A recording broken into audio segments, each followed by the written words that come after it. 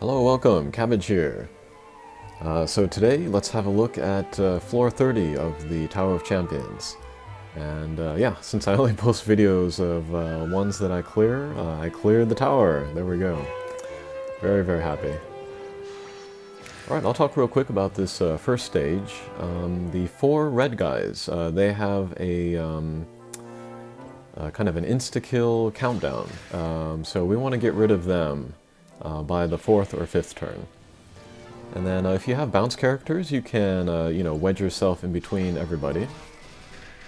And then thinking about the positioning for the next stage, we want all of our guys very close to the top. So we'll work on that.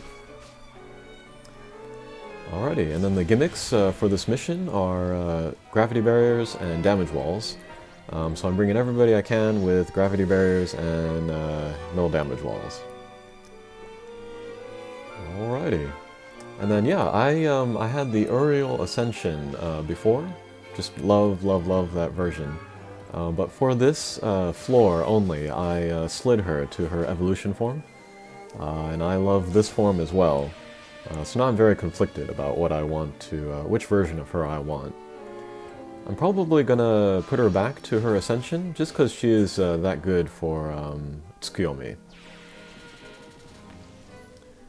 Alrighty, and then yeah, the next 5 stages, they are the second wave of impossible bosses.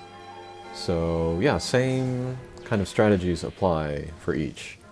For Ashura, we just want to get high so we can get away from the shotgun.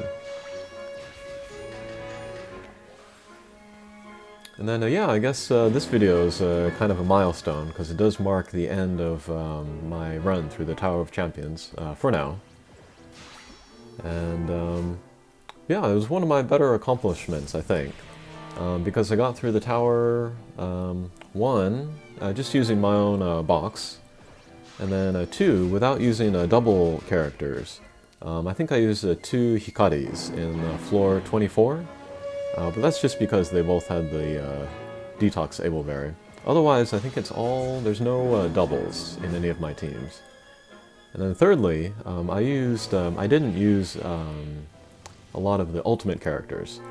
So like Lucifer, never used, Arthur Ascension, well, nobody used her because she's not available yet, but I got through it without her. And then like Striker, Transcendent, yeah, so I'm pretty proud of that. Oh, and another thing, Beitia Mountain, or no, every one of these impossible stages, they all have like an ultimate attack countdown timer. So whatever is the highest number on each boss, that is the countdown. And we must beat the stage by that countdown. So here on Beitia Mountain, it's 7 now. We need to beat the stage within 7 turns. So we'll keep that in mind, and if we have to, we will use strike shots. If you wanted to charge your strike shots, kind of the only chance you have is that first stage. Take down everybody except for one non-red enemy, and then charge your strike shots. Otherwise you can't do it, because every stage has that countdown timer. Alrighty. And yeah, there are a few other things I wanted to talk about.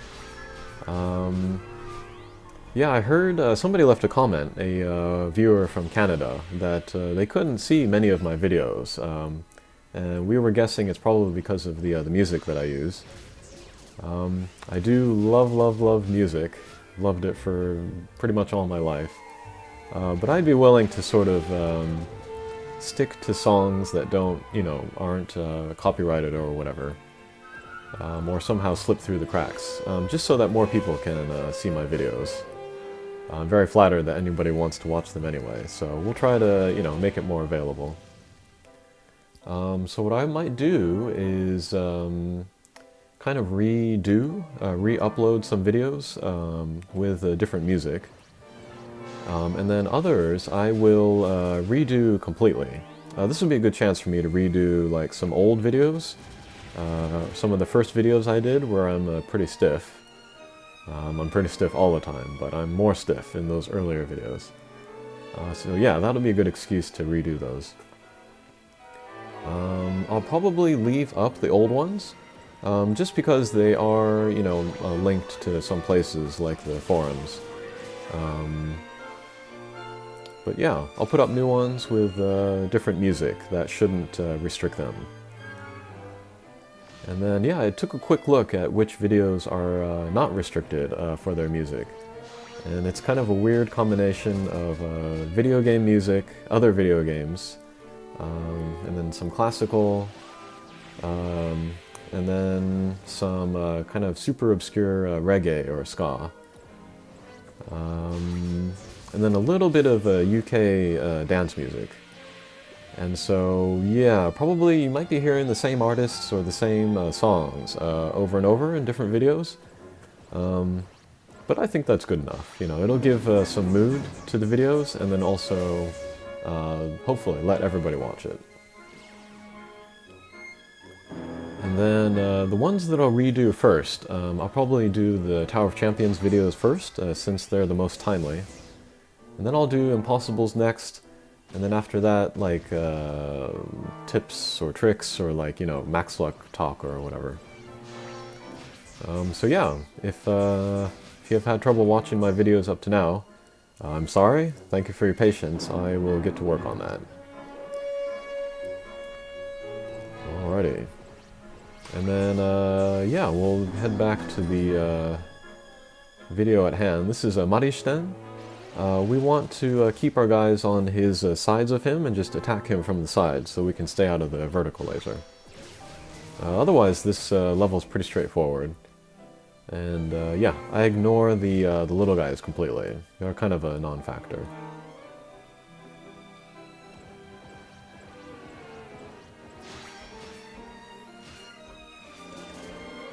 And one funny thing about this team that I'm using is that both Verdandi and Thumbelina, they will get buffs later. That will make them even better. But as you can see, they are perfectly fine now. Yeah, Thumbelina, she will get full resistance. That's similar to Izanagi. And then her bump combo, the defense up, will give a greater amount of defense up. And then Verdandi, she will become a blast type, and then also get a four-way rebound laser, which pretty much fills the screen. And so makes her very, very strong. I don't know why they did that, because I think they're already strong now, but I'm not complaining. Okay, who's next? Ah yes, this turtle, you might know him from Izanagi. We want to get rid of him the first turn, or else something bad is going to happen.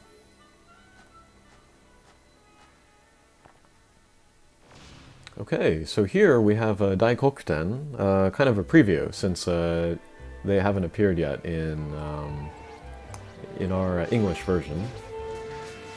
And so what we want to do here is get rid of the two Predas down there, and then we can do that efficiently by kind of shallow angles where we get underneath the wolf and then we bounce into the corner and kill the Preda. Or else we can do it from the side. So yeah, shallow angles with the bounce characters in order to wedge in between the wall and Preda. That's the quickest way. My angles here are pretty bad though, so I'm going to resort to other means to take them down. And of course I'm keeping an eye on Daikokuten's ultimate attack counter. So that's one reason, that's kind of the main reason why you want to get rid of the Predas as quickly as possible, so that you can go after the boss before the ultimate attack gets off. And then there are two kind of heads that are stuck to Daikokuten. We don't want to destroy them, so we'll be careful. Alright, I used Thumbelina's meteor just because I was worried about the time that I was taking to take down the Predas.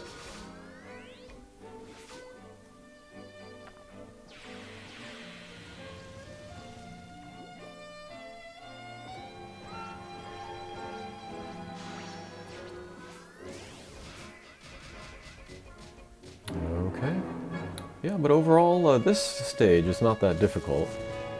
That attack's kind of annoying. It does a lot of damage, and it stuns our guys.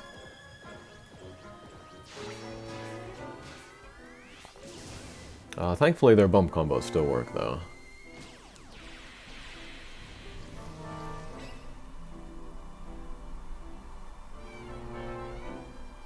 Alright, I think we're going to go after the heart over there. And, oh, maybe not. We're going to go for the kind of the confirmed kill. Oh, we got the heart anyway, so awesome.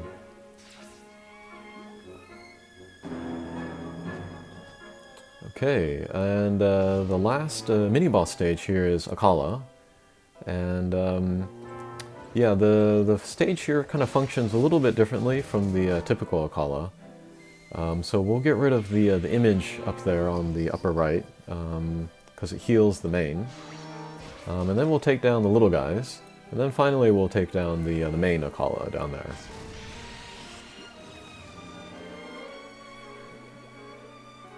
But yeah, the same rules for the same rules in the same areas for pinch shots still apply here, so we can make use of that.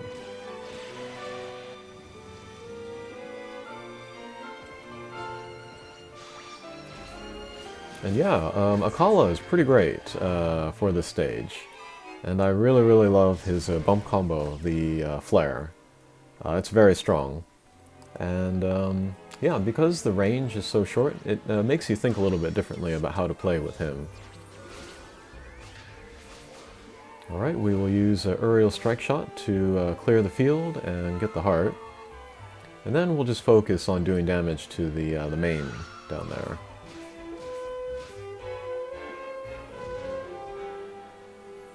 And then when we beat this stage, we kind of want our guys more towards the center of the stage.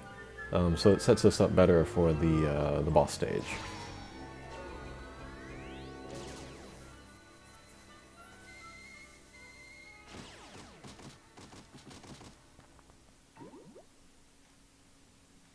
Alright, let's see if we can wedge in here. Ooh, very nice.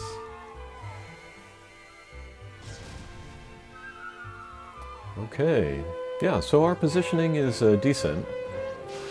Get the sword, we'll finish the stage. And then here we are at the boss stage. And then there is Babel up there on the top. When the next round of Temple of Champions comes out, that has the floors up to 35, then Babel will become an available drop. But for now, it's just kind of like a preview. Alright, so what we want to do here is take down all of the little white guys all around the edges. They have an ultimate attack countdown, so we definitely want to get them all by the time the countdown goes away. And then the one on the upper left, it has kind of a slightly higher countdown turn count. So we can afford to kind of save him for later. Alright, and then after a certain amount of turn, the next Babel comes out, and then Fenrir comes out. This Babel has good defense, so we can't really hurt it. So we're going to take down the Fenrir, after we take down that little guy up there first. And then, if possible, we want to move my Akala towards that center, not even the center third of the screen, but as close to the exact middle as we can get. Because his strike shot, if you use it successfully, will take down the boss just in one hit. Okay, so we got a nice pinch with Akala on the Fenrir, so we took him out. Positioning is not great for Akala, so we're going to try to use our other guys to move him into a better position. Alright, and then just like with floor 29 with Tsukuyomi, the two Babels, their HP is linked. So if we do damage to the top one, it will do that damage to the bottom one. And if we have a strike shot that hits them both, that'll do like 1.5 times the damage. Yeah, and then if you have John Monjiro or Kappa, you can use them again on this stage to hit that double up there to do a bazillion damage to the bottom and then clear the stage. Okay, so thankfully with the Verdandi strike shot, we moved Akala into great position. He's going to use his rebound laser strike shot. And that is it.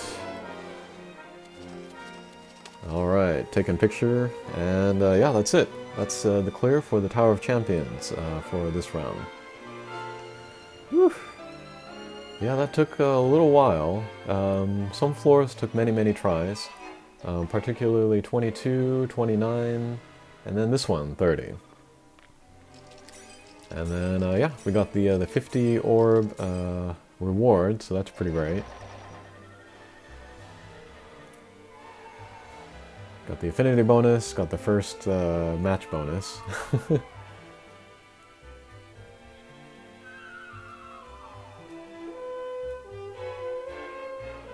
And that is all. Yeah, so that's the Tower of Champions. Again, I'm glad I cleared it in the way that I did. And yeah, I will be working on kind of redoing some of the videos so that more people can watch them. And then I may or may not go after the Tower of Champions again on my sub-device, since only the device that hosts the Tower of Champions gets the credit for the clear. So I still have my sub to work on. And I may try it with a, what do you call it? In Japanese they call it a mukaking, or a rather a party that you can get for free. So all drop monsters, actually. All drop monsters with one Hatcher monster as the friend. We'll see if I can do that. If it's too much, I'll just, I won't kill myself over it. But maybe you can look forward to those. Alrighty, thanks for watching. We'll see you again. Take care.